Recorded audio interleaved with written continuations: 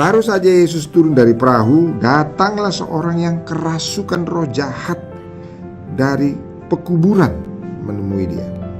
Orang itu diam di sana dan tidak ada seorang pun lagi yang sanggup mengikatnya sekalipun dengan rantai.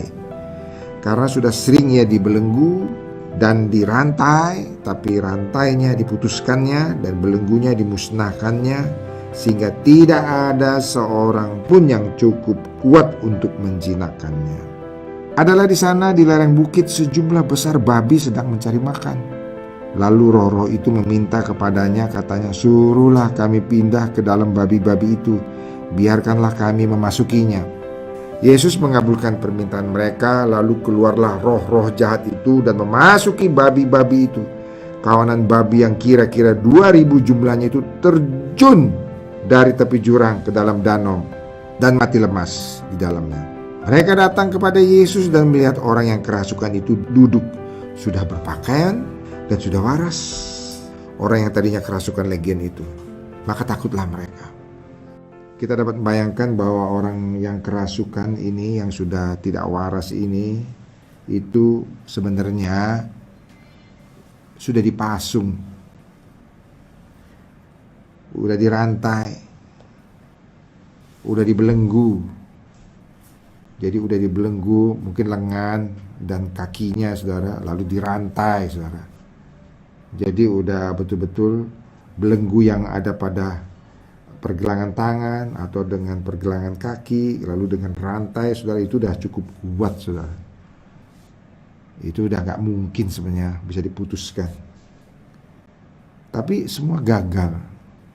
Sehingga mungkin upaya memasung pun sudah gagal. Sehingga akhirnya dia dibiarkan saja berkeliaran ke sana kemari, ke bukit-bukit, lalu kemudian ke kuburan, teriak-teriak sana sini, pukuli diri, bukan pukuli diri dengan benda-benda lembut, saudara. Pukuli diri dengan batu.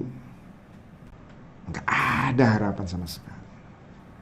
Betul-betul no hope.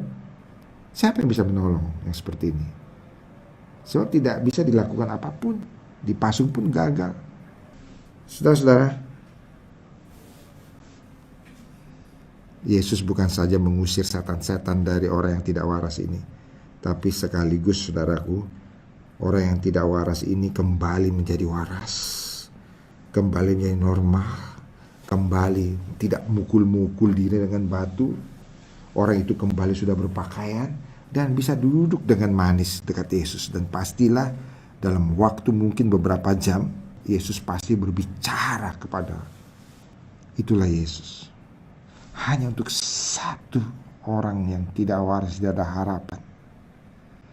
Yesus rela menempuh segala badai dan gelombang hanya untuk satu orang yang tidak ada harapan. Dan bahkan mungkin orang itu pun sesungguhnya tidak kenal siapa Yesus. Tapi Yesus datang sendiri, saudara. Betapa Yesus sangat mengasihi manusia. Manusia yang tidak ada harapan sekalipun, yang sudah sangat tidak waras, yang sudah tidak ada orang satupun yang mampu untuk menghandle-nya. Saudaraku, Yesus datang. Yesus itu sangat mengasihi manusia. Yesus tahu bahwa manusia itu ada dalam belenggu dosa. Dan kadang-kadang manusia pun sudah tidak bisa berpikir waras lagi. Tapi Yesus mau datang.